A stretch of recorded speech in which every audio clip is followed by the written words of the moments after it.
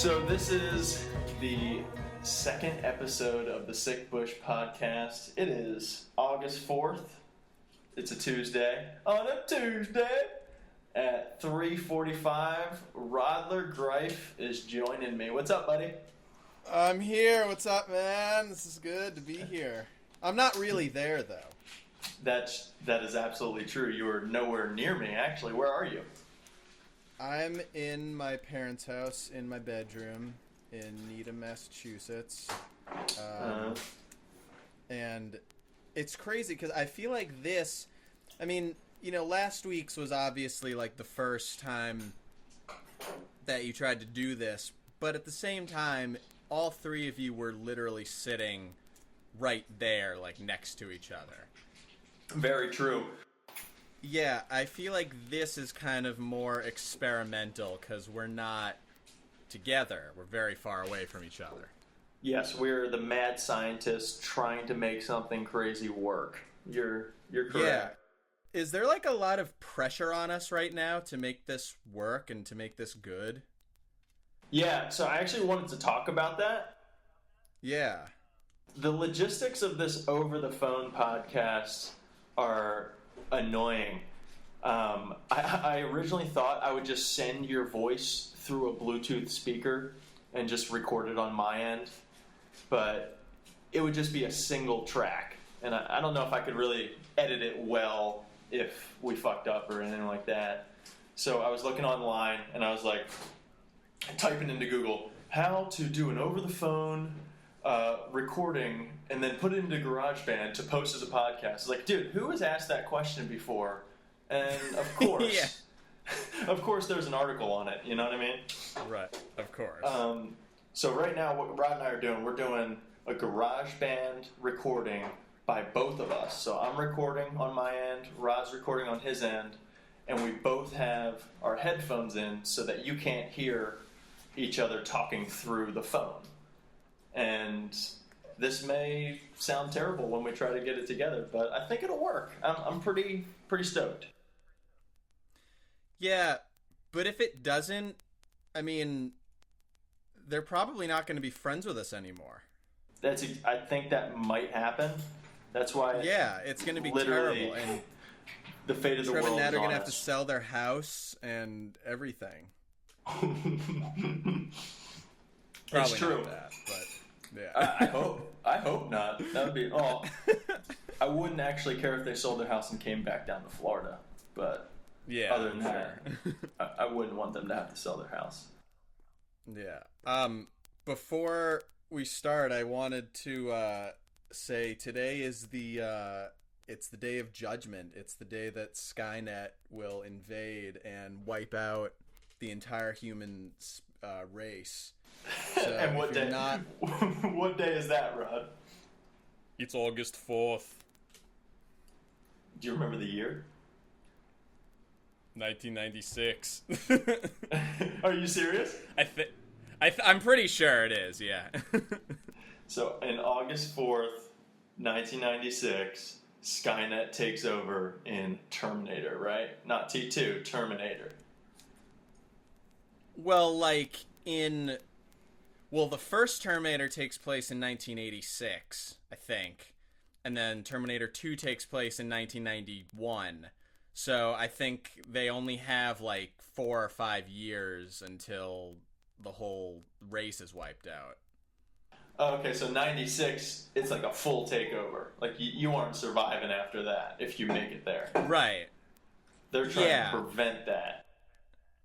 Exactly, right. And if you die a really horrible death because there's like a huge explosion and it just burns everybody. So unless you're underground or in space at the time that this happens, then you're going to die.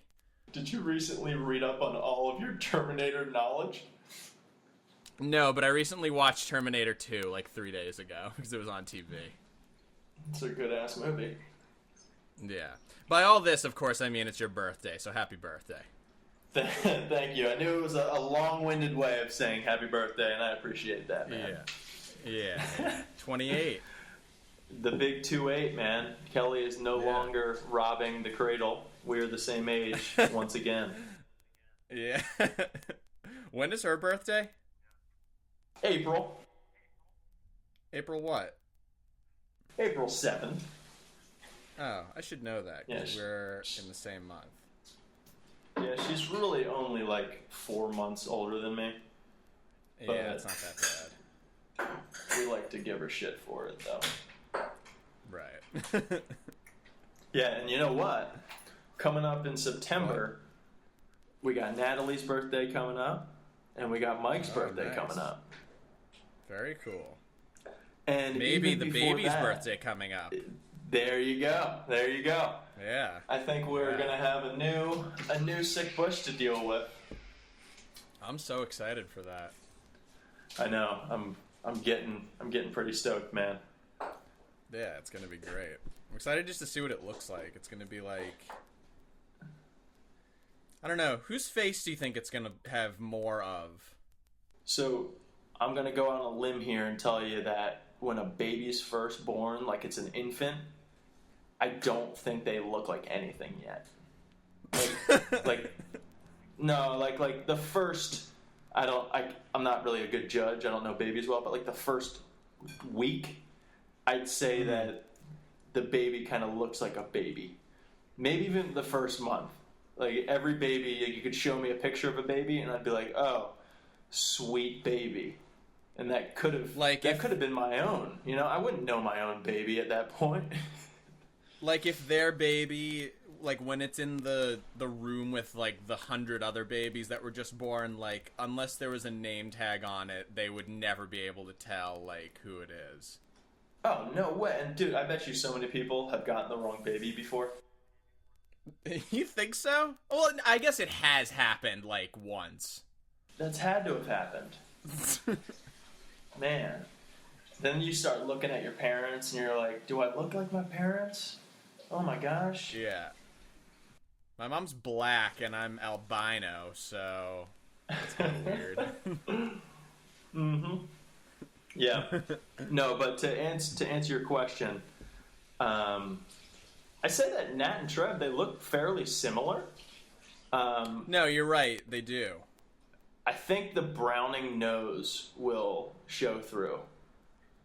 Because I think Trev and Carly have the same nose as I believe it's their father's nose. Yeah, I can see that.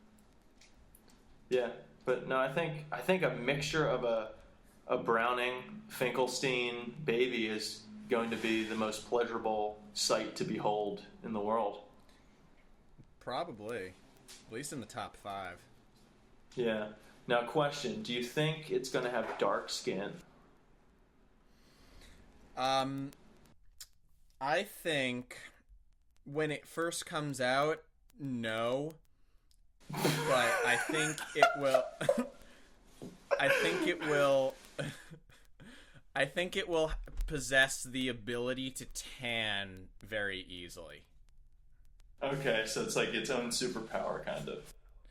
Right. And I say that because when my sister was born, she was just like a normal looking white baby, but she generally has like darker skin like my dad. They both tan very easily.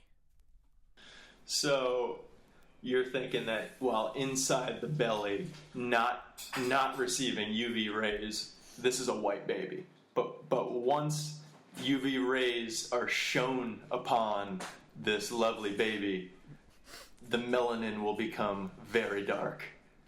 I think so. I like that. Okay. I'm with you, man. Yeah. Yeah. So I know Dylan asked this question last time, but do you think Trev and Nat's baby is going to be a boy or a girl? Do you have any kind of feeling?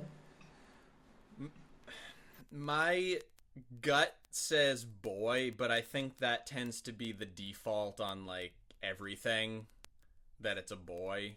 Because you're sexist? Yeah, I'm extremely sexist. I learned that from family members who are sexist. No, very good. Yeah. No, I think it's gonna be a boy, but there's just as much of a chance that it could be a girl. Yeah, I would say probably 50-50, right? Yeah, it's about 50-50. Exactly 50-50. I think that's how the odds usually work out. Yeah. What are you drinking over there? I got a little Yang Lang Light, boy. Oh, okay. Yeah, what are you drinking? I'm drinking Whale's Tail Pale Ale, which is actually a local brew from Nantucket. It's light, but it's a pale ale, not an IPA, so it's not like crazy overpowering hoppy, but it still has that like hint of hoppiness. It's really good. Huh. Well, that's sexy. Yeah. Yeah, that sounds yummy. You gotta love those pale ales that aren't too hoppy, but still give you that kick to the palate. Exactly. Yeah. I try to get different beers like to bring home and show to my dad, and he hates basically everything that I try to show him because he thinks that they're either he hates like IPAs, or I brought home this like coffee stout once and he hated that. He basically only likes things that are kind of like think of how like he loves Sam Adams, so he likes things that are kind of in that like realm. Okay, so not the extreme microbrews and not the Miller Lights of the world. Yeah.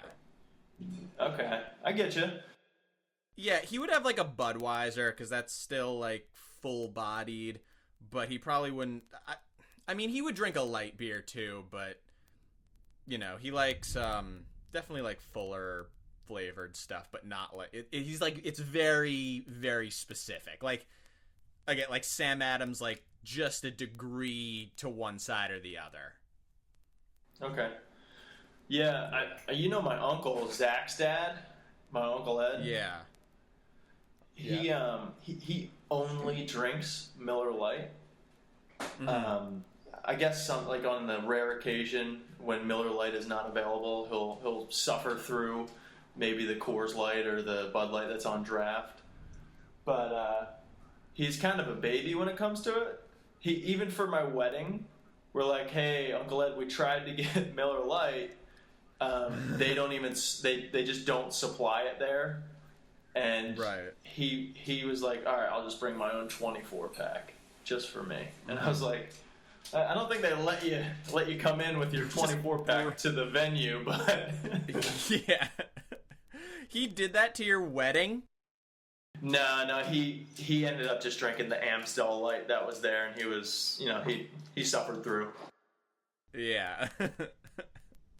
Yeah, so it's funny that you started off the conversation talking about kind of like the logistics of this phone call versus in person. And I wanted to talk a little bit more about an in-person interview or whatever, just a hangout session. It's so much easier because I'm looking across to where Dylan was sitting, and it's just an empty chair, and it's kind of sad, but I don't know, it's a different feel talking over the phone. Like, I can't see you do any hand motions, but I mean, that's fine because neither can the listener. So it's almost like it almost doesn't matter for the listener, it just matters for us.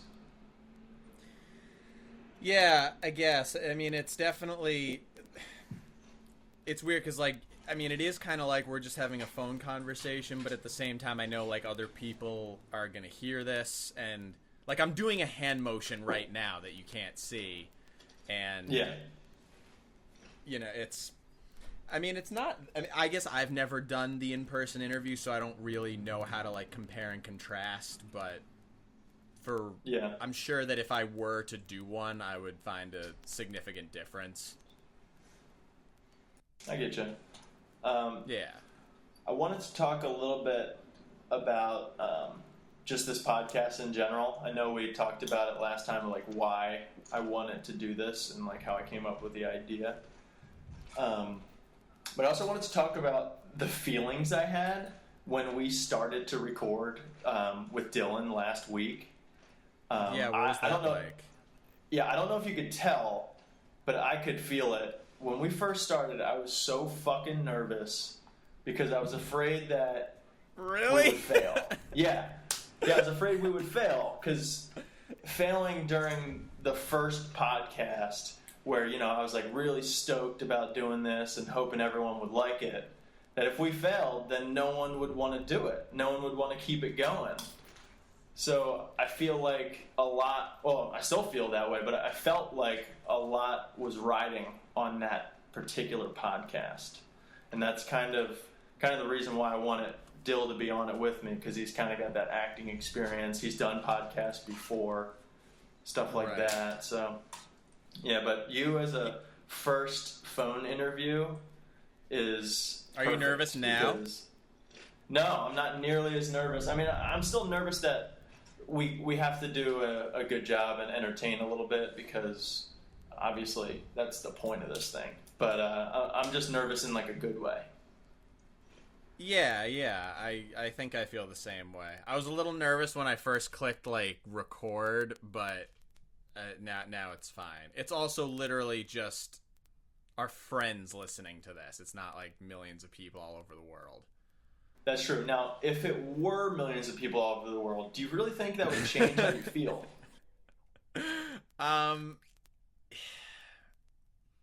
Man.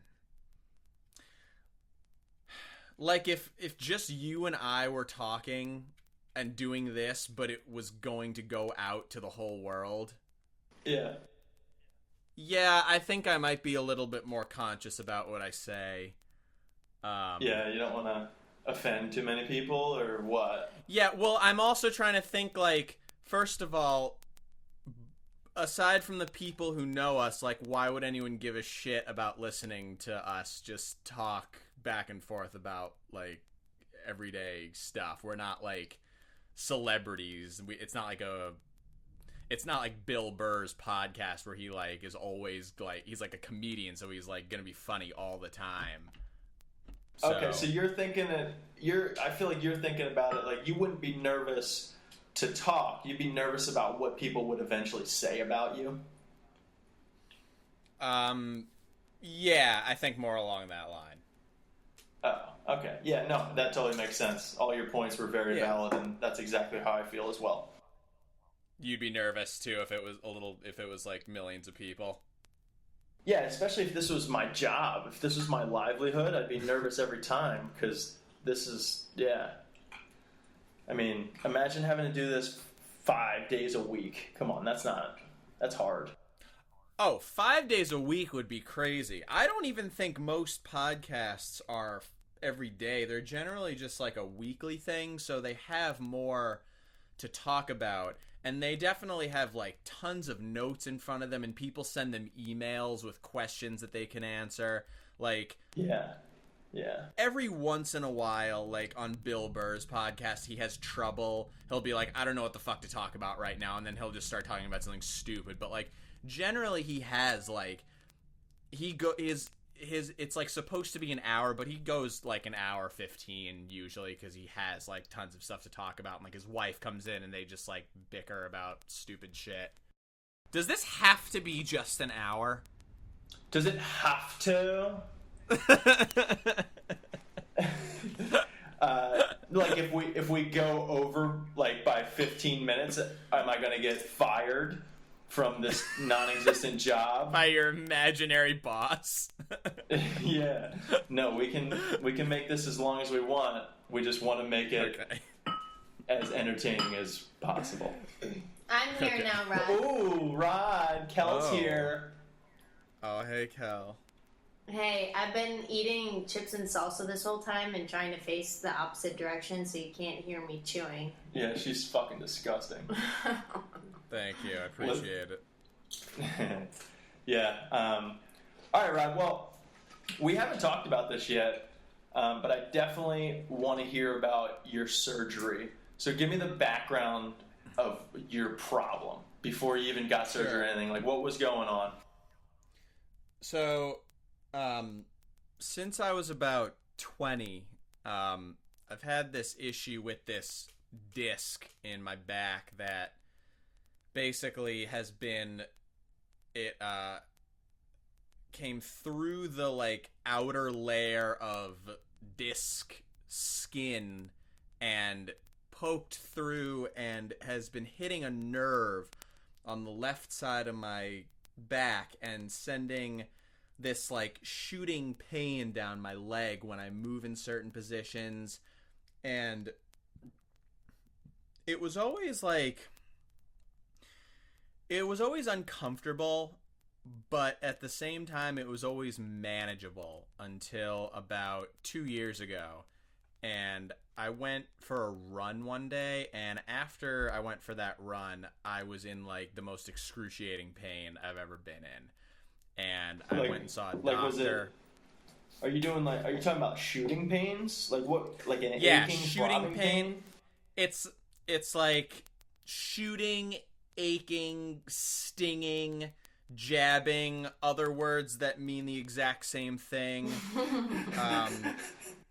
Also, my foot, I would get this like numbness, tingling in my foot, and my foot would feel very heavy. Like a few weeks ago, I was walking around my neighborhood, and I literally could not feel my left foot. I was just like walking, and I knew it was there, but I like couldn't feel myself stepping on it. That's a problem. Yeah, and so I got MRIs, and they told me like what was wrong, and I did some physical therapy, and I got some epidural injections, which is where they basically take like a steroid and inject it into the disc in hopes that it'll like shrink it down a little bit. And I got, the last one I got might have been my 7th or 8th in total. In what time span? So I had about 4 within the span of a year and a half, and this was when I was still in college, and then I had like another 3 or 4 within the course of a year. Wow. And then I read about I found a YouTube video about how they can actually be really dangerous and they can cause permanent damage. So I was like, I'm never getting another one of those again. So I saw this surgeon, and he basically told me what the deal was and told me what kind of surgery he could do. And he told me that it was a very uninvasive surgery, tiny little incision. The whole thing takes about an hour. Just a few weeks to recover. I'll even be able to walk around later that day, and it'll take away all the pain that I have. He's basically going to shave off the part of the disc that is sticking out and hitting the nerve. And I was like, yeah, let's do that. So I scheduled an appointment for, I guess it was like 2 months or 3 months. And so my surgery was wasn't even 2 weeks ago. It was 2 Fridays ago, so the 24th. So I couldn't I had to have this like special soap to shower with that like disinfects everything on me. It's not like regular soap. And I did that, and I like couldn't eat dairy the day before because that can you can like regurgitate that, I guess, and like choke while you're having surgery, so you don't want that. Could you eat other things? I could eat anything. Yeah, I could eat basically anything. I couldn't eat after midnight the day before, but just no I think it was just dairy. I had to stop aspirin, but that was about it.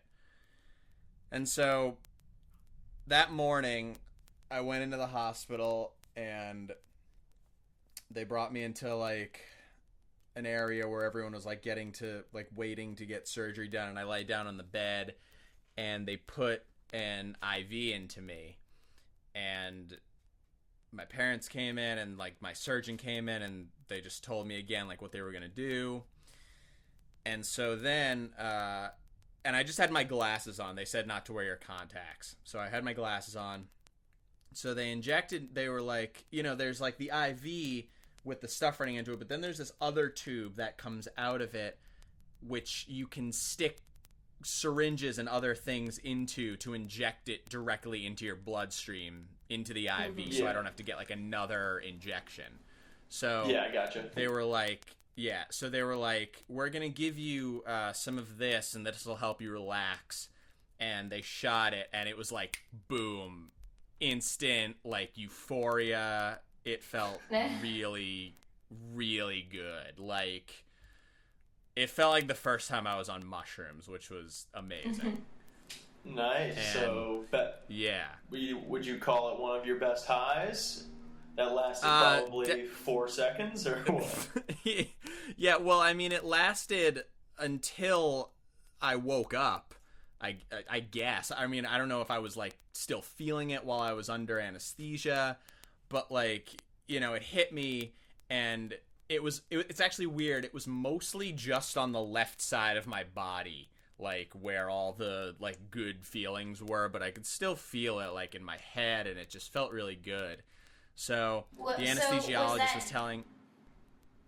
No, I was just going to say that wasn't the anesthesia, that was something else? Or, like, did you have that and then you felt good for a while and then they gave you the anesthesia and knocked you out? That was kind of like a pre-anesthesia drug to just help me relax and, like, not be as anxious. So, and he was telling me, you're not going to remember, like, anything. It's just going to be... There's not going to be, like, any blurry moments. It's literally just going to be, like, you're in the operating room and then you're done. And I was like, great.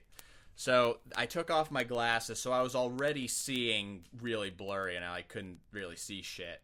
So they wheeled me into the operating room, and it was freezing in there. Like, every room we went into, it just got colder and colder. And they brought me in there, and there's these, like, 2 big lights, and next to me was, like... It almost looked like a table that you'd give someone a massage on with, like, the headpiece that's cut out in the middle so a person can breathe. And so I was just I'm still in the stretcher, just on my back. And they obviously had to flip me onto my stomach. And they told me that there are these people who work at the hospital, and literally their only job is to just flip people and move people when they have surgery. What is their job title? I don't know what it's actually called. I should have found that out. I bet it's a hilarious name. Hey, get Steve in here. Steve the Flipper? Yeah.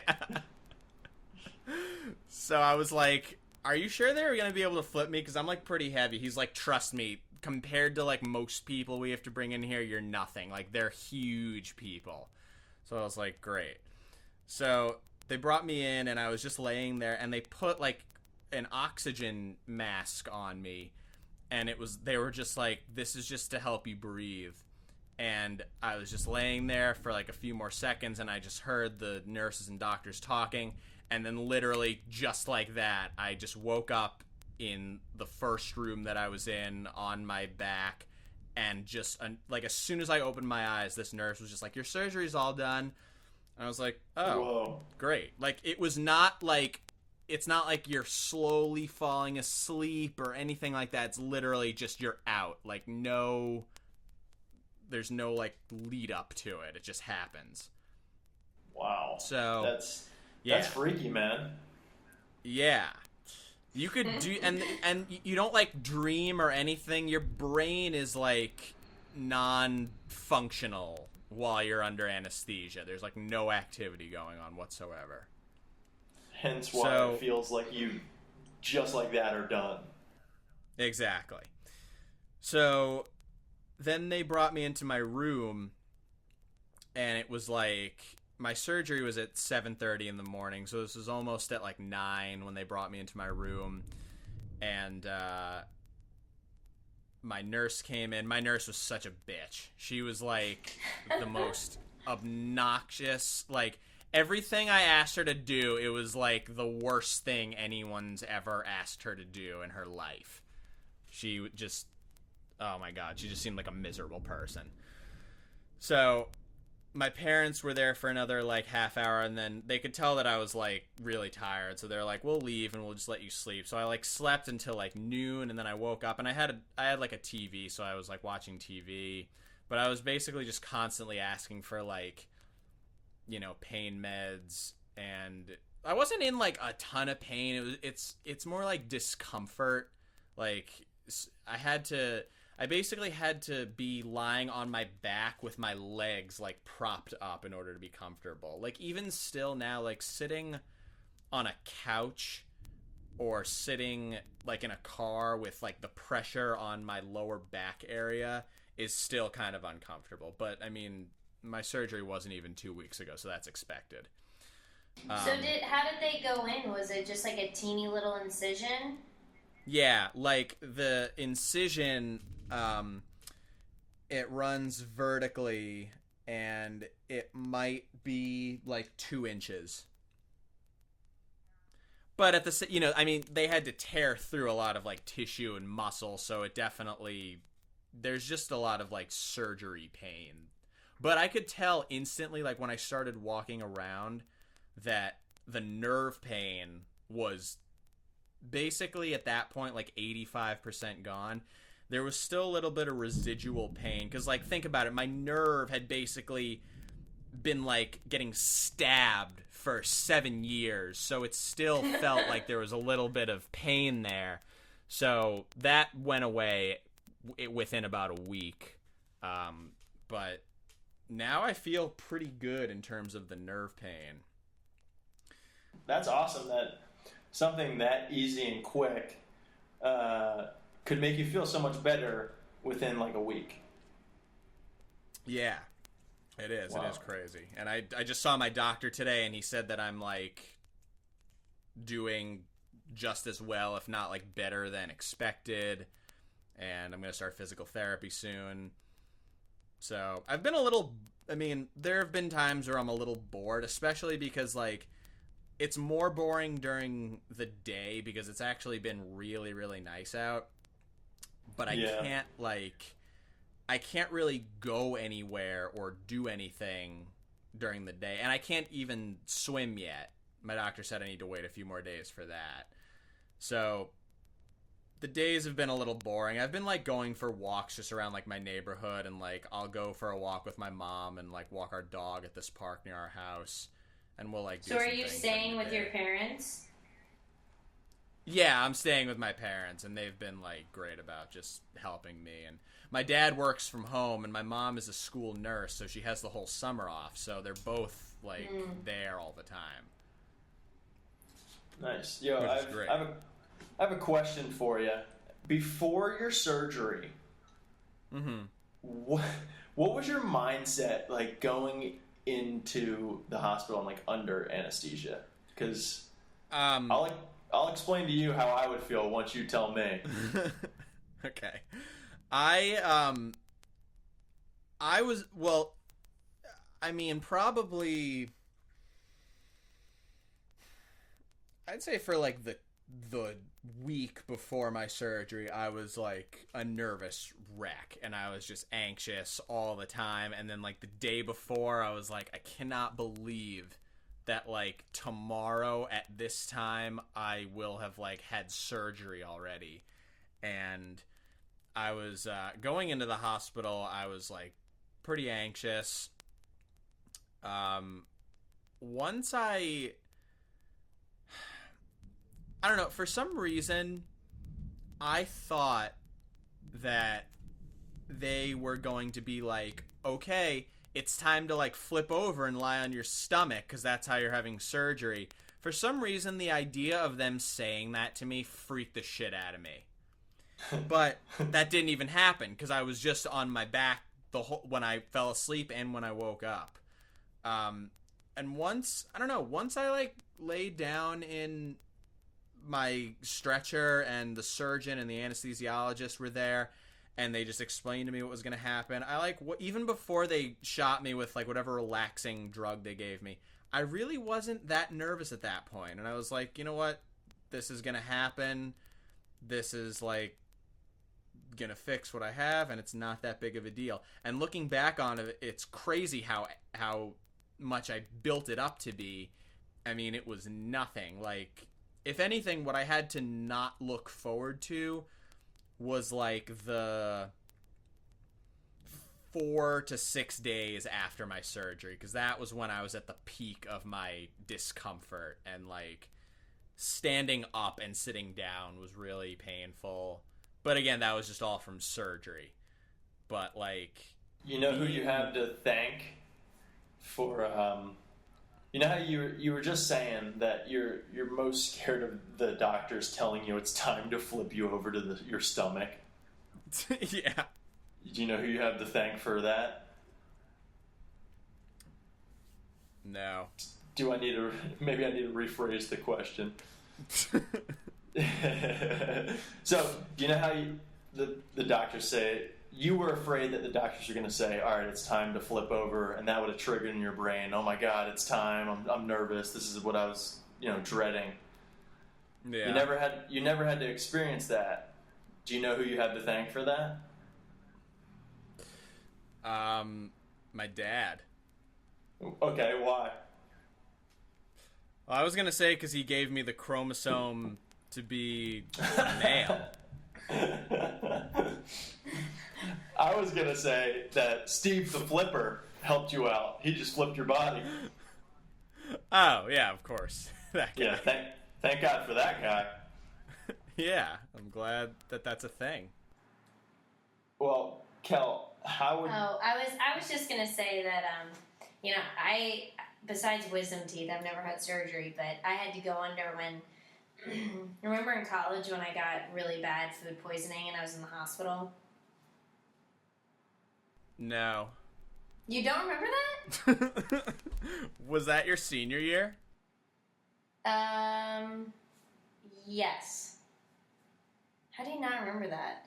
You Shit. guys sent me something in the hospital. Okay, anyway, I got really bad salmonella poisoning from the pub, and I was in the hospital for 4 days because they couldn't figure it out, and they couldn't figure out what was causing it. So they finally decided that they were going to give me a colonoscopy. You know what that is?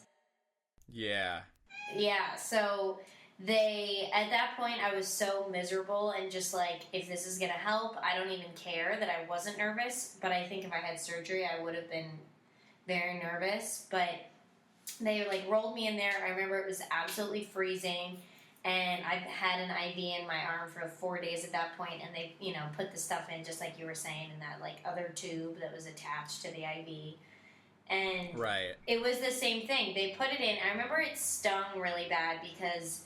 at that point, so many of my veins had, basically burst because they were just, pumping saline into me. They didn't burst. Well, I don't know. They collapsed. Oh, wow. Whatever. So it stung really bad going in, but then I was out, and the next thing I knew, they were rolling me, down the hall back to my room, and I was sort of, on my side in the fetal position, and I was oh, my gosh, I'm so tired, but my first thought was, I don't have any underwear on. Is my butt sticking out? Can everybody see my butt? And that's the thing that I was the most concerned about. But besides that, it was the exact same. I just woke up and it was over, and I didn't have any pain afterwards, so I wouldn't have even known what had happened. Right, yeah. I personally have never had surgery, knock on wood, other than getting my wisdom teeth out, and I didn't even get put under for that. That was just nitrous, and that was kind of intense. But if I were you, that week leading up, I'd be nervous as shit, just like you said. But one thing that I would have done differently that you didn't do is I would have called every single person I know and would have told them that I love them because I didn't think I was going to make it. You were gonna make it from the simplest back surgery that there is. Yeah, I would think the worst was gonna happen. I would tell Kelly, yeah. I love her. We would have to write up a quick will, Yeah. Yeah. He texts his entire family every time we get on a plane to say I love you, just in case it crashes on to the, Oh my God, are you serious? Holy Yeah. shit. And by entire family, she means my mom and dad. But yes. But seriously, who does that? I mean, if you're going to see them or you're just leaving them, fine. But like when we went to Columbus, to hang out with everybody, he texted them. Yeah. Well, I guess generally before I fly, I'll talk to my parents because they'll just call me to say like have a good flight. But like, I've never been like, just in case I don't make it, I love you. Well, dude, let me just give you my reasoning behind it, because I've thought this through, and just the littlest amount of effort from me can make such a difference in my after, like, once I die, my parents can be like, oh, well, he did say I love you, in that text message, so we can live happily now. But, like, imagine if they never got anything from me and I was done. Like, that terrifies me. Yeah, they wouldn't know whether or not you loved them. They would never know. They would be questioning it, I'm sure. They'd be like, you know what? Yeah. Tyler Did wasn't, he love us? Yeah, he wasn't very affectionate. He, who knows? Our son went to the grave, possibly hating us. Exactly. That's great. That's awesome. It's dumb, but it's scary. Oh, I wanted to point out. So one thing that I've been on a lot of meds, and I actually just ran out of most of them within the last couple of days. But I was on hydromorphone, which is basically little pills of morphine. Oh, wow. Like oxycodone, that kind of thing? Similar, yeah. And it didn't really have much of a euphoric effect on me. Like, I feel like people take those to get a little tipsy, but that it didn't really work with me. But I mean, it took the pain away. But one of the side effects is extreme constipation. Oh God! And do they write extreme on the package? I wrote that myself. This year at the X Games, extreme constipation. So to counter that, I had to take a stool softener, and that just did not even come close to working. The first 2 days after my surgery, I didn't poop for 2 days in a row, which is I don't think I've ever done that before. I don't know if I've ever not pooped for 1 day. Really? Yeah, I don't think so. I think I do it pretty much every day. You're a one-a-day kind of guy, huh? Huh? You're a one-a-day kind of guy, huh? Sometimes 2 or 3, but at least 1. Wow. But when I've impressive. been I've been doing it generally once a day since that, but it's been it feels like someone's pulling spiky anal beads out of me every time. You gotta up those stool softeners, dude. It's really not. It's not working at all. But I did my last pill yesterday, so hopefully I'll be flowing better. Yeah, can you imagine having that problem?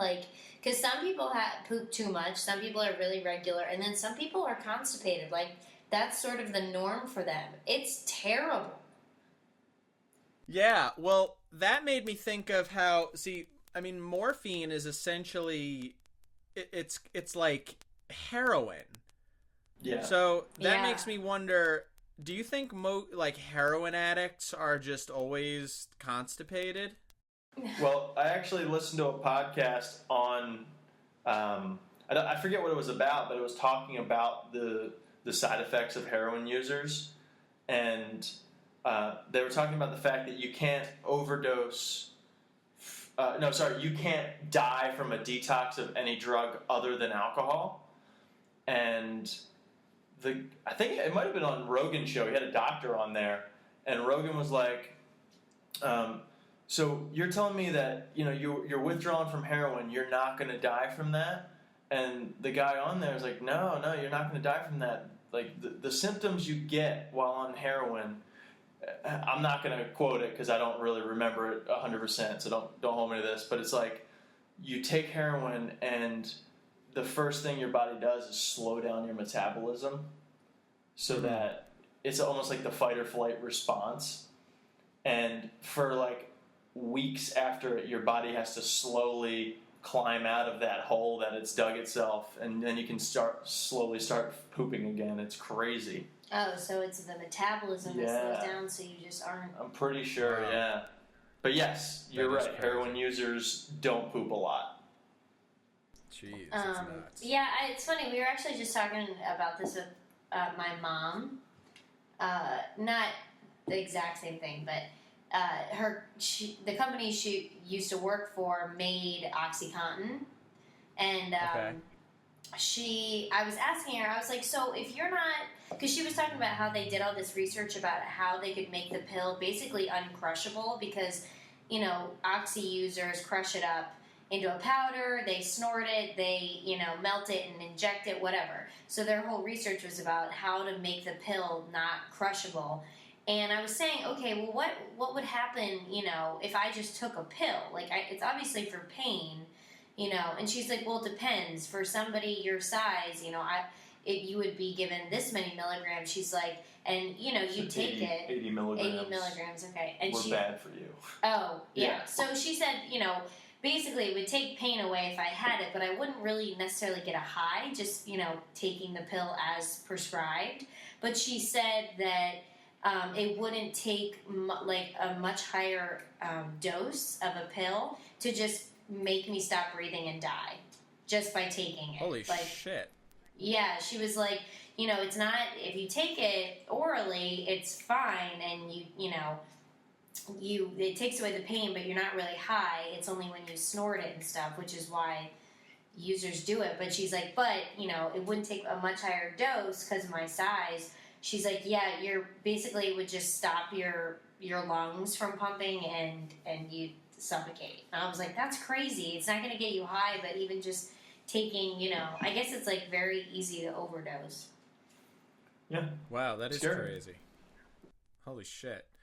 When you were talking about, when you said alcohol, it reminded me of, I've been watching, I found this really cool documentary on Netflix. It's like a series. It's a 3-part series about Prohibition. And each episode, yeah, you guys would probably like it. Each episode is like 2 hours long, and I'm only about halfway through there's 3 episodes, and I'm like halfway through the second one. So, so the first episode is basically all about like the 100 years in America before Prohibition, and the narrator just said this stat that I thought was crazy, which is that in 1830, the average American over the age of 15 drank the equivalent of 88 bottles of whiskey a year. Whoa. Yeah, that's a lot. That is way too much. Yeah, I feel like people didn't drink water. Like, if they were thirsty, they had, like, weak beer or cider or something like that. The reason for that is because it was actually safer to drink that stuff than the water, because they didn't have as good of water. The water purification system wasn't as good as it is today.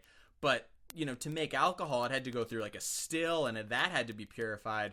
And doctors said it was actually safer to drink most alcohol products than, just water. Yeah, minus the liver, the liver disease, but yeah. I mean, it makes perfect sense, for sure. Yeah, so they also said, so in the second episode, they talked about once Prohibition actually started, it's not like alcohol just totally disappeared, obviously. There were certain occupations and certain people who were still allowed to purchase alcohol and use alcohol for various reasons. And one of those exceptions was if you were a rabbi, you were still allowed to buy and use Manischewitz wine because it's sacramental and it's used for, specific purposes. So basically, rabbis would just come to wherever they got the Manischewitz wine from and be like, I need Manischewitz wine. But people started to realize eventually that, like, they're not performing background checks on these rabbis. They're not, like, there's no way to prove that you are or are not a rabbi. So basically, you had all these people just coming up and being like, I'm a rabbi, I need some Manischewitz wine. So there were, like, Irish people and black people who were clearly not rabbis just kind of asking for Manischewitz wine, which I just thought was funny. That is funny. So are you telling me that I don't look Jewish enough to be a rabbi? You wouldn't even come close. What if I had payas? You would just look fucking hilarious. Dude, that's what we're gonna dress our dog Bear up as for Halloween this year. We're gonna get him like a little rabbi like poncho and give him some payas. That's offensive. Yeah. You just offended the Jew. Oh man. Dude, back to what you were saying about, you said it was 88 what? 88, the equivalent of 88 bottles of whiskey a year. Oh, it's a full bottle. Jesus. So yeah. Let's pretend that a bottle back then was a fifth. Not a handle. Was a what? A fifth of whiskey instead of a handle. Let's pretend that they're talking about fifths. So 88 fifths of whiskey a year. How many fifths of any alcohol do you think you actually drink in a full year? Well, see, what they said was the equivalent of. So that could also be in, I don't know if that means like also beer or like just alcohol, but let's just say if it was just like hard alcohol. Yeah. So I'm thinking if I ever drink hard alcohol, it's really just going to be on the weekends. Like I'll come home and have a beer. I'll never come home and like have like, whiskey on the rocks or anything like that. Okay. In the course of a year, I'm going to say that I consume,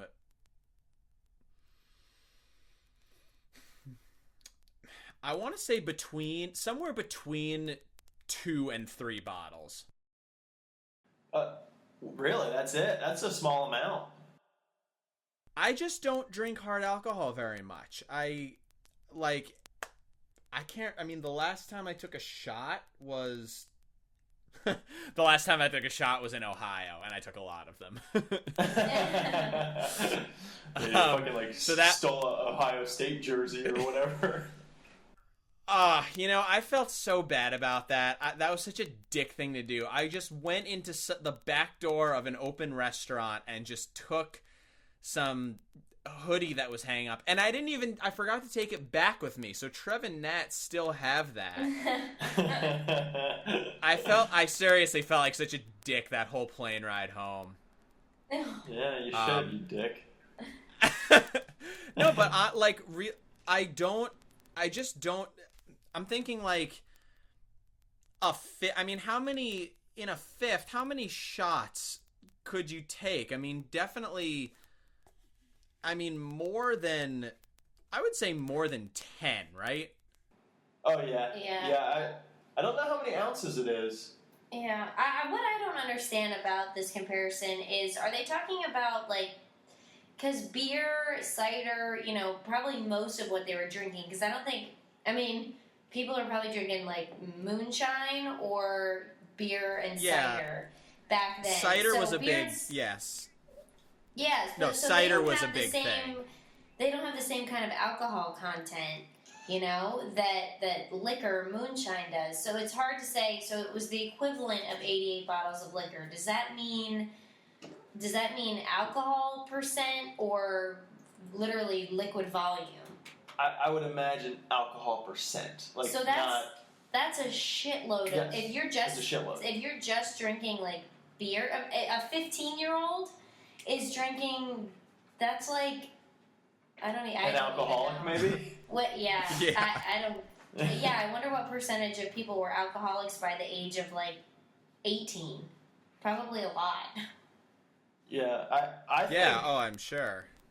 Per year for me, if I'm just talking about fifths, I'd probably go between, this is a total guess because I don't really keep track, but I would say between 5 and 15 fifths I go through. And that's not big. Yeah. That's a big gap. Difference. But it's but it's from not just 5 to 15. Well, the thing is, I have people, like, if I have someone over, like Trev or Brandon, I'm like, yo, what do you want to drink? I'll just make, like, whiskey on the rocks for both of us. And that's more than a couple shots. That's like 2 or 3 shots in one glass. You just sip on that for a while. So you're thinking about how many actual bottles you're buying in a year? Yeah, I'm not actually thinking about how many, like, how many I buy per year is between 5 and 15. Probably closer to 7. Yeah, because even though you're not drinking all of that yourself, the ones you're buying, you're going other places and drinking whiskey too. It's true. Like you just drank whiskey at my parents' house. That's true. So yeah, who knows? My initial thought was 20, but that's obviously a I hope ridiculous not. idea. Especially because I don't really drink liquor at all. There's no way she drinks 20 fifths. She barely drinks. She can't even take a shot without feeling like she's gonna barf. That's kind of how I feel too. Like, I don't like doing shots. I could have not drank all day, and like the first shot of something intense I take, I'm just like, I need to not move for the next like 10 minutes. That warm feeling in the belly that people always talk about, that just makes me want to barf everywhere. That's not a good feeling to me. Right, yeah. And I mean, in terms of even how much I buy, like, you know what I buy a lot of? I like buying nips. And now that I think about it, I probably consume more alcohol in the form of more hard alcohol in the form of nips per year than any other like form of hard alcohol. Because I'll bring nips. If I go to a concert, I'll bring like 5 nips in my pocket. You're like a nip connoisseur when you go to a concert, dude. Yeah, I am. Or like, I've gone to like Celtics games and brought nips. I went to a music festival in May and I had a shitload of nips with me. Like, I think that's the way to go. That's the future. The future of drinking is nips. Yeah. Coming from a guy who doesn't like hard alcohol. It's just a little, well, because it's not like, I haven't bought a container of hard alcohol in a very long time, but I almost feel like it's like a party thing. I feel like if I know we're hosting a house party, then I'll have one of those, but I could never, like, if I'm just having if it's Friday night and I'm not totally sure what my plans are for the night, like maybe we'll go out to some bars or like we'll go to somebody's house, I'd rather have like a 12-pack of beer and then maybe 2 or 3 nips just in case. Jesus Christ, Rod, can you seriously drink 12 beers in a night still? Oh, no. Not for I like to just be safe, though. Oh. Just in case you bring a 12-pack, 3 nips, and an extra large condom for your big-ass dick. Speaking of big-ass dick, Uh-oh. Okay, so um so OkCupid asked me, they sent me a message in my inbox that asked me to be, I have like spit on my computer screen. Hold on. They sent me a message that asked me if I wanted to be a moderator. So sometimes people will post pictures on their OkCupid profile that other people will see and like get offended by for whatever reason. Yeah. So they asked me, because I've been like good about being appropriate and because I've been doing this for a while, if I wanted to be a moderator and help like police that kind of a thing. So I was like, yeah, why not? So Do you get paid? No, I fucking wish. That'd be great. It's strictly volunteer, no stipend or anything. So are you going to put that on your... Rod, are you going to put that on your resume? Definitely, yeah, at the top. Mm-hmm. It's my most recent job. Yeah, most recent job was an internship at OkCupid. Yeah. So I start doing it, and basically, so there'll be a picture, and there's two buttons that say like leave this picture alone or delete it. And then there's even one below it that's like a red button that says like, this is oh, what the fuck's the word? This is Offensive? not offensive. Fuck. Like, what's the word that means like offensive but like in a gross sexual way? Like inappropriate or crude? I don't know. Maybe. Whatever the fuck it is. So there's that for like really, really bad things. Like somebody that is going to get banned from OkCupid? Exactly, yeah. Like, this is not even close to being okay. Obscene! Obscene, yeah. Obscene. This is obscene. So, basically, I'm like, okay, so I start doing this, and there'll be some pictures of, like, a girl just, like, in her thong, and, like, I'm like, you know what, those are okay. It's not nudity. It's not anything, like, that should offend anyone. I mean, you're kind of, like, biased to an extent. You, like, have to be, because even for me, what's going to be offensive to me is not going to be offensive to someone else. But, yeah, so true. There's, like, all these pictures of girls in, like, skimpy clothes, and for some reason, some guy was like, that's not appropriate. So I have to, I've been clicking just like, this is okay, there's nothing wrong with this. But then there's also pictures that are not, they'll be like of a person posing with their puppy. Like, not anything that could even be considered offensive by anybody. Unless you hate puppies. Do you think these pictures are randomly generated then? What happens is pictures. They're real pictures. Someone like saw them on someone's profile and was like, I don't like this picture. So they decide to like, tell OkCupid about it, and then that picture gets forwarded to me to be like, is this okay or is it not? So do you think OkCupid is maybe throwing that puppy picture in there to see if you're paying attention? That's what I thought. There's part of me that thinks that this is like a joke that OkCupid is playing on me, because there's all these because there's all these pictures of things that don't matter, and then after I had been clicking like, that I don't think this is offensive for about a minute, the next picture that comes up is just a guy holding his huge boner cock just in his hand, uncircumcised, which oh boy, made it much worse. And it was funny because it was like sticking out of the bottom of his gym short leg. Like, I'm just gonna pull this thing out here. Oh wow! But like, was it? So it's a flaccid peen. No, he said it was a boner. It was not flaccid. Oh, so how'd you know it was uncircumcised? because I didn't realize this, but there's definitely a way to tell. You can. It's like the whole. I don't think the whole head is revealed. It was like definitely a boner, but there's still part of it. It's like, you know, those winter masks that just go over your nose and go around your head, but like the top of your head can still be seen. I think it looks like baklava. Okay. Yeah. Yeah, that's what they're called, which is really weird.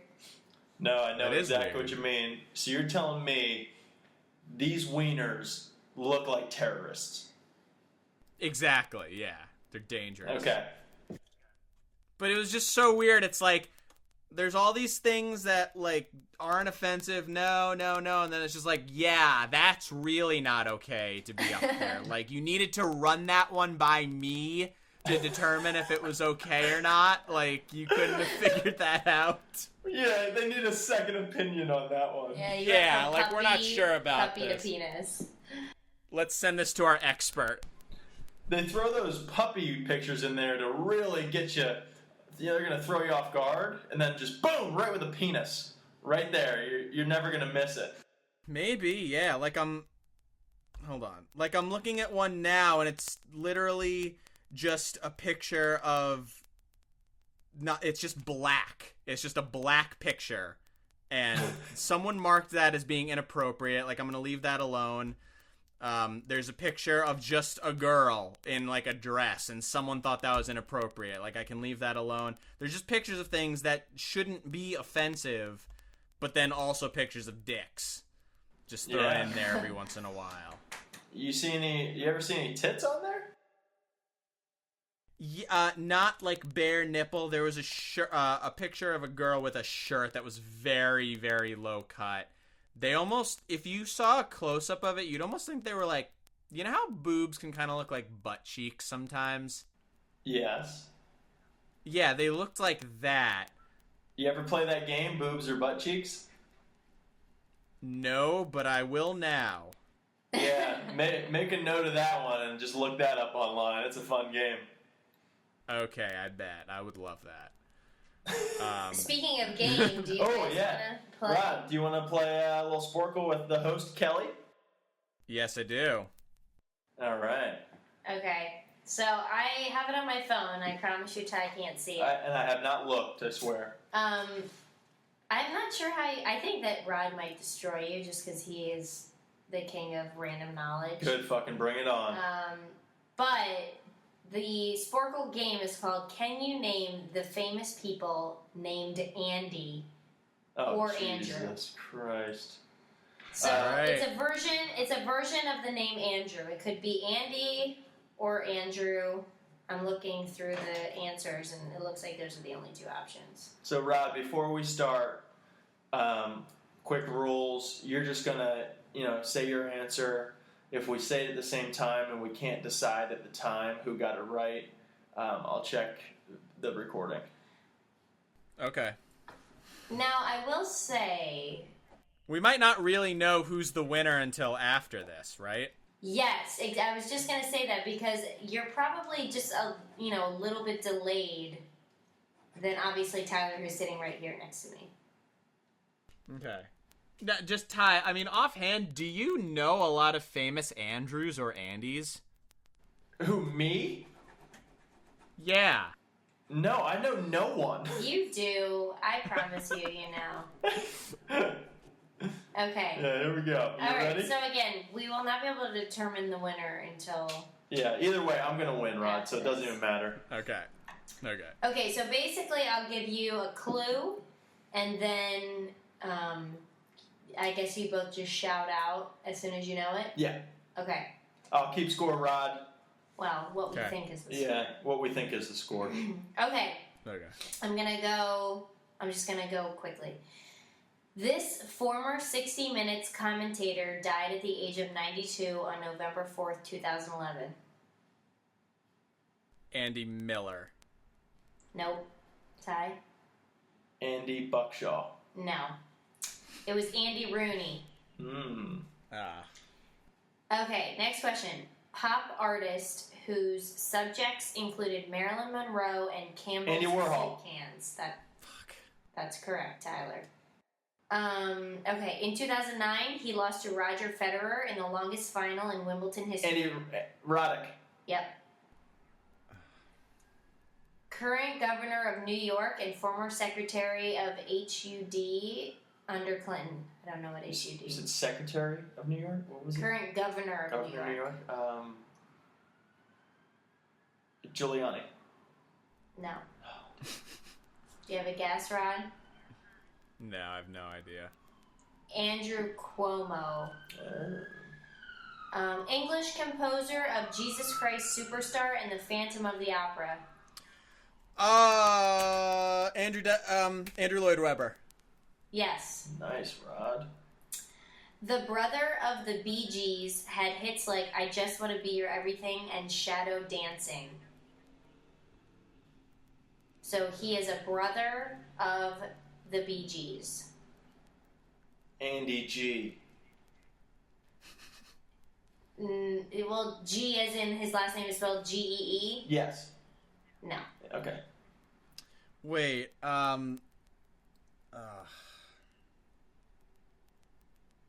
don't know. Andy Gibb. Yeah. No idea. This Scottish-American 19th century steel magnate in later life became the first true proponent of philanthropy. Philanthropy, I couldn't say it. Oh boy. So he's a Scot? Scottish-American, steel, he was involved in the steel business, became the true first proponent of philanthropy. Yeah, from Pittsburgh. Carnegie? What's his first name? Andrew? Yes. Andrew Oh, Carnegie. shit. The other member of Wham! Or the third member of the Police. Andy Summer. Yes. Oh. So he was the third member of the Police. Just so you know, Rod, it is 3-2. You are losing. Got it. Jim Carrey portrayed this performance artist in the biopic Man on the Moon. Andy Kaufman. Yes. It's biopic? I think so. I'm struggling with pronunciation. It's biopic, right, Rod? I say biopic, but it could be biopic. All right. All right, we're tied. I'm not sure. I just thought I heard biopic before, but let's keep going. Okay. This star of The Social Network also hit theaters as the new Andrew Zuckerberg. Spider-Man. Oh, damn it. Did you hear the end of that one, Rod? What? Okay, I'm going to say it again. Ty answered incorrectly. This star of The Social Network also hit theaters as the new Spider-Man. Oh, geez, I can, picture the guy. Yeah, he was, his friend who had fucked over. I don't know. 3, 2, 1. It's Andrew Garfield, but I don't get that point because I already guessed. Okay, artist, son of NC. I don't know if that's the state or initials of another person. So it's artist, son of NC, and creator of the Helga paintings.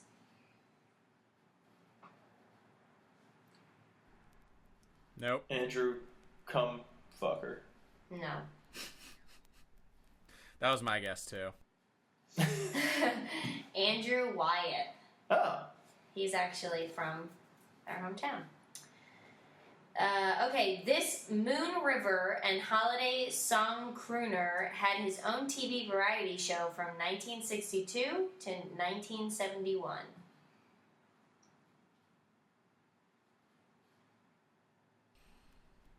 Andy. I don't know. 3, I don't know. 2, I don't know. 1. Andy Williams. Man, there's a lot of Okay, Andys I don't know. Yeah. Controversial comedian who starred in Andrew The Dice Clay. Adventures. Yes. Oh, Rod takes the lead and it's 4-3. This actor played the sheriff of Mayberry and a lawyer on Matlock. Andrew McHugh. Got anything, Rod? No. Andy Griffith. Wasn't there the Andy Griffith show? show? He has a show. Yeah. Yeah. This Lonely Island singer and SNL star does things like a boss. What's his name? Andy Samberg. Yep. Conan O'Brien's longtime sidekick. I know the guy. I don't know his name. Yeah, he's like the heavier guy. That's pretty funny. Yeah, I don't know. Andy Richter. Yeah. Either the 7th or the 17th U.S. president Andrew Jackson. fits this Andrew Jackson. category. Yes. But that was me. But Right? Ooh, was that- Yeah, Tyler got that. I said it before you. Okay. Well, we may have to go to tape. Yeah, we'll go to the tape, but I think I crushed you, bro. Okay, and What is the it? 5-4. final... It is 5-4 me, and this is the final one. Yeah. All right, you got to All right. get this, Rod. This Cuban actor has starred in both The Godfather 3 and Ocean's 11.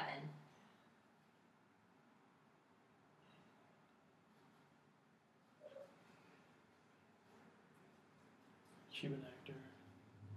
Andrew Gonzalez. No. I don't know. Okay. Who is it? Andy Garcia. Oh, bing, bing, bing.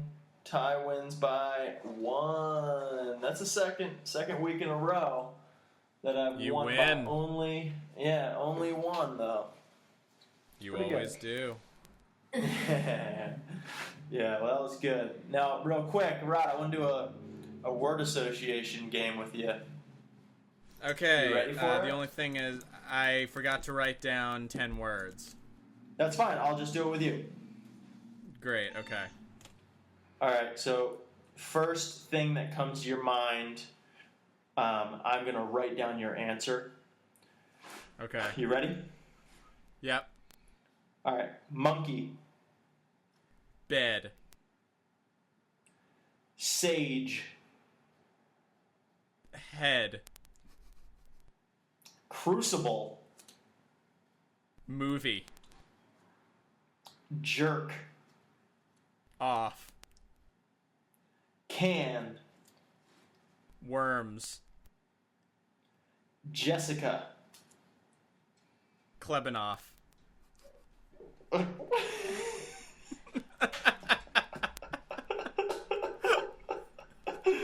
That Boat, Fish.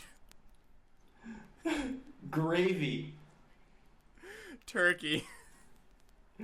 dump truck, Toilet. and naked mole rat. Hair. Really? Okay. All right. I know that's some of those were weird. That's the last of them. So, who the fuck's Jessica Klebanoff?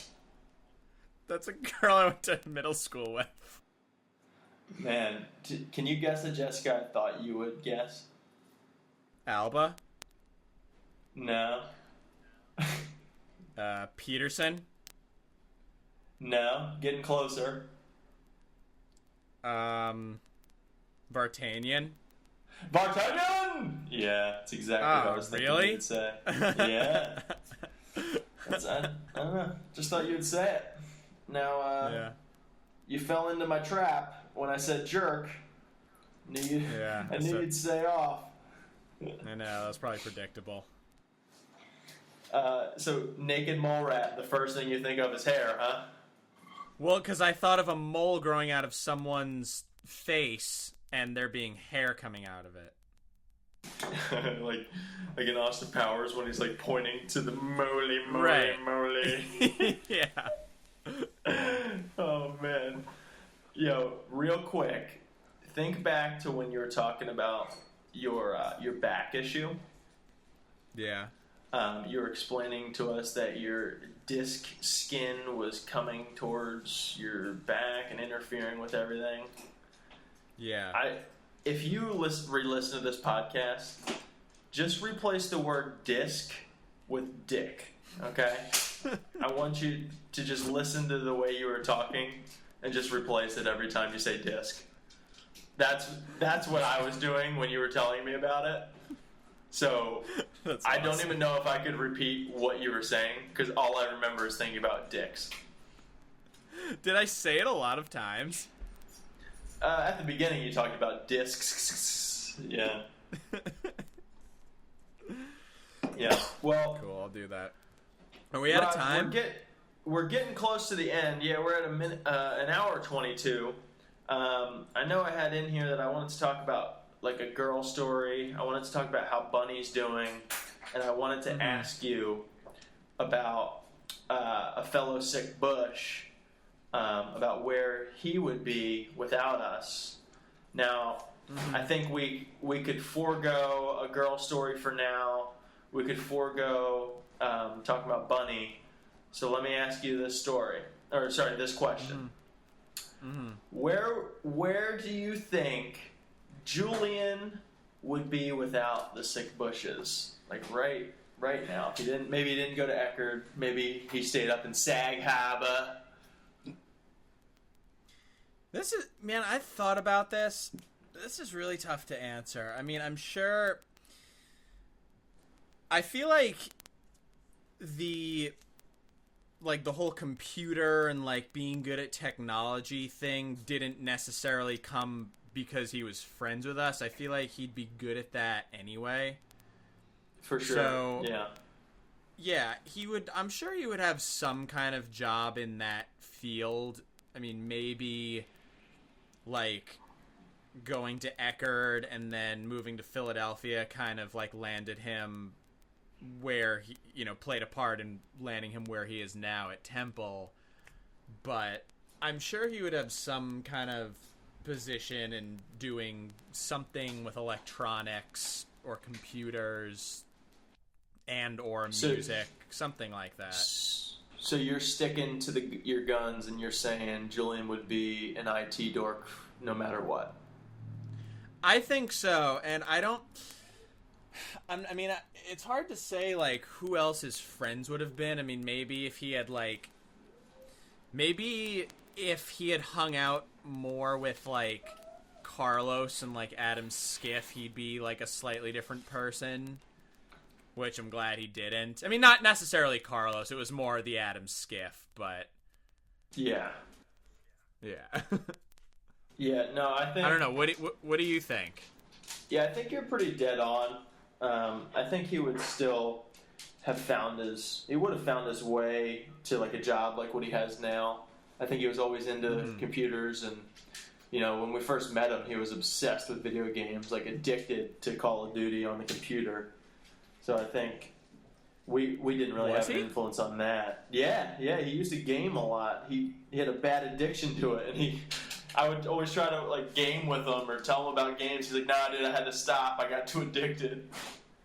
Wow, I totally don't remember that. Yeah, I might have just made that up, but whatever. Did you?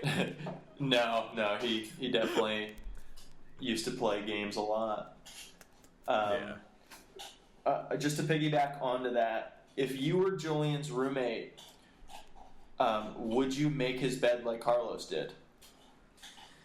I'd probably do a better job at it than Carlos did. I'd put chocolate on his pillow and think about jerking off on it, but then not do it. Oh, that's nice of you. I think. Would you make him any like shapes out of his towel and put him at the foot of his bed? The only shape I know how to make out of a towel is a dead chicken. So I guess I would have to just do that. You can actually do that? Have I never showed you this? You can actually make a dead chicken out of a towel? Yeah. You can do it out of a towel, or at like if you go to a restaurant and they have like the fancy napkins, those are better to do it with, or a dish towel.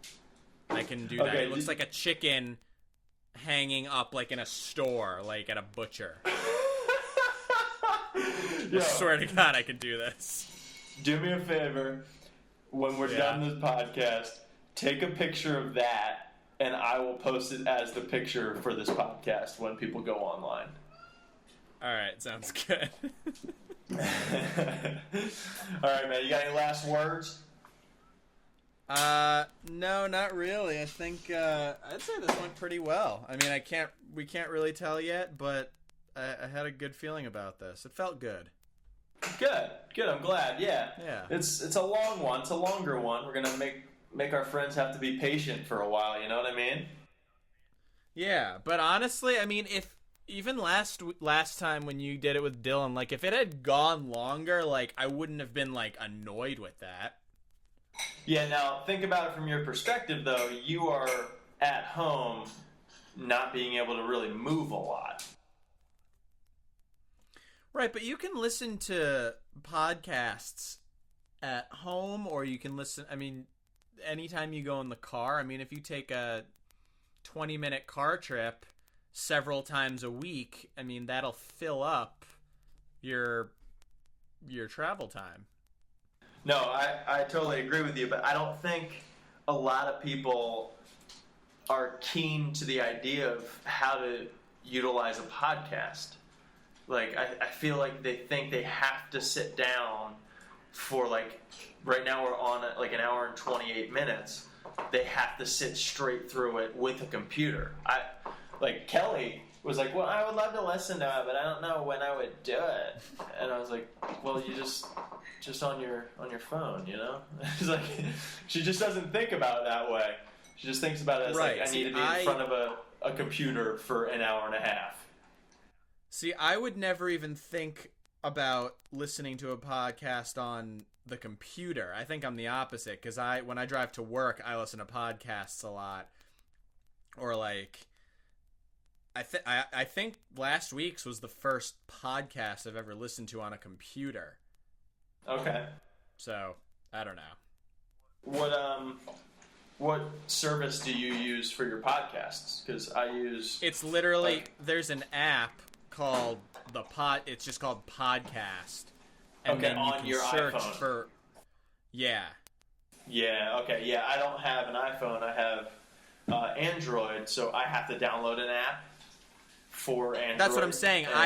I had to download an app, but it was just on the App Store. There's definitely an app you can download that'll, like, make you able to listen to podcasts.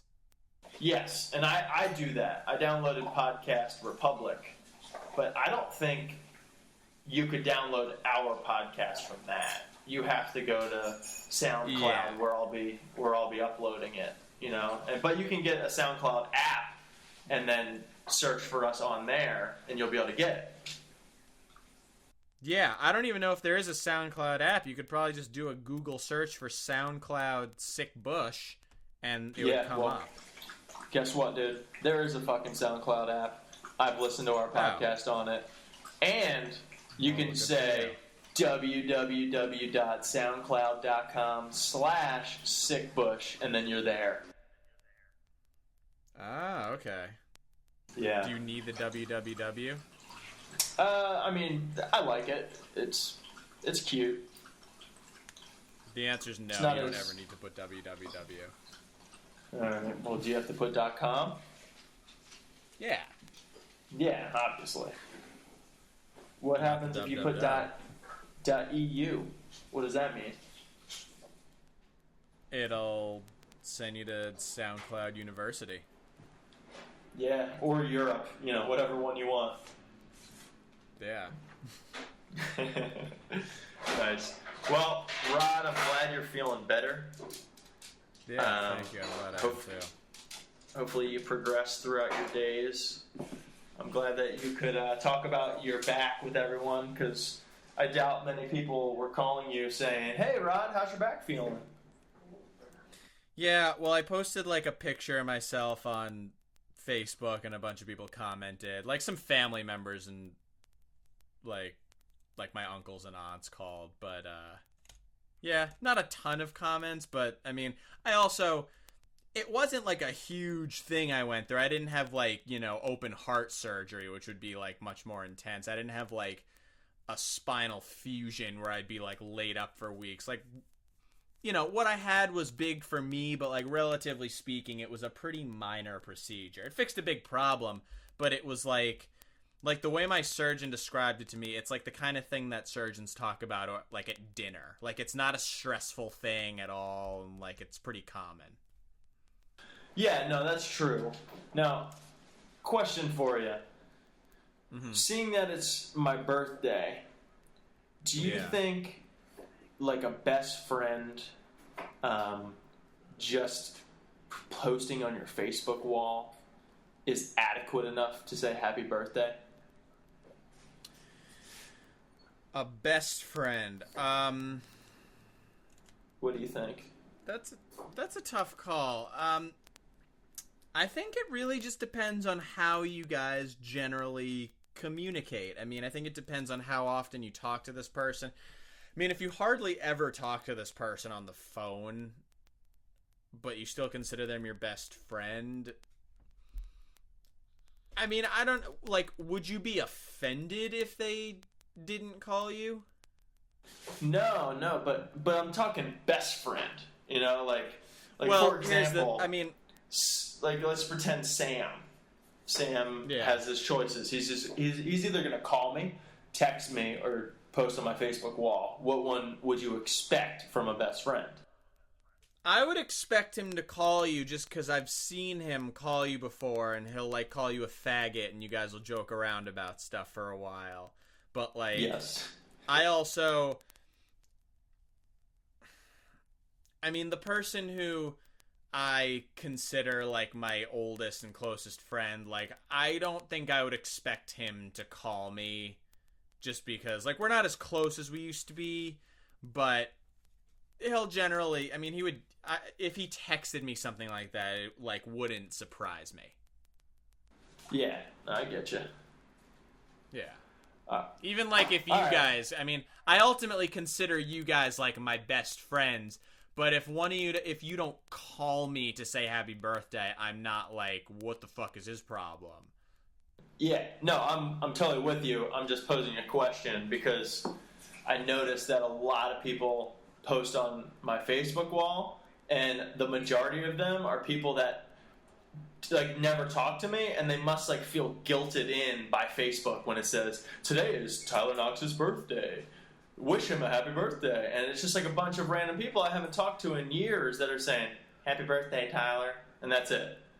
It's like, well, I appreciate it. Yeah. That's really nice of you. It makes me feel happy, but you know, it's like, yeah, I don't know, Facebook's weird, man. It is weird. Well, actually, when I posted my surgery picture, a bunch of all the people who like said like comments and like get well stuff, one of them was this girl who I went to like elementary and middle school with, and then I actually met her on OkCupid. And we like went out a couple of times, and then like we boned once, and then she didn't want to like hang out again for some reason. But I kept on trying to be like, we should hang out sometime. She'd be like, nah, not really. And then she posted like, I hope you feel better. And that was like the first I heard from her in a long time. So I was like, hey, thanks for saying like, get well. I appreciate it. And she's like, oh yeah, no problem. And I was like, we should grab a drink or coffee sometime. And then I didn't hear from her again. So hell yeah. Like, all right, I guess she must have felt guilted in, dude. Probably, yeah. Which you don't need to. Like, if you don't like this person or you don't want to talk to them, it's like you don't have to feel guilty by like some status that they post. That's what they want. I agree. Yeah. Well, let's shut this shit down. Great. Last closing remarks are, it is August 4th. Natalie and Trev should be having their baby within, I'm guessing, the next week or two. Like, this shit is coming up, dude. That's nuts. It is nuts. I'm excited. I'm ready for the call. I can't wait for the little one to meet Uncle Tai Tai. I'm ready. Yeah. I'm excited, too. I hope everything goes well, and, I just hope it's healthy. That's really all I hope. That's all you can help. Yeah, that's all you can hope for sure. Yeah, and I'm sure it will be. They can tell everything. Like, if a baby's not going to be healthy, they, like, can basically tell before it comes out. Yeah, it's pretty true. I mean, Yeah. there's some nuances in there, but yeah, overall, science is pretty awesome. Yeah. Yeah. I'm a little biased on that, but whatever. Yeah, I'm sure. All right, Rod. This is a good talk. Hey, thanks for having me. I appreciate it. Yeah, man. Well, I'll talk to you later on. Yeah. Love you, buddy. Love you too.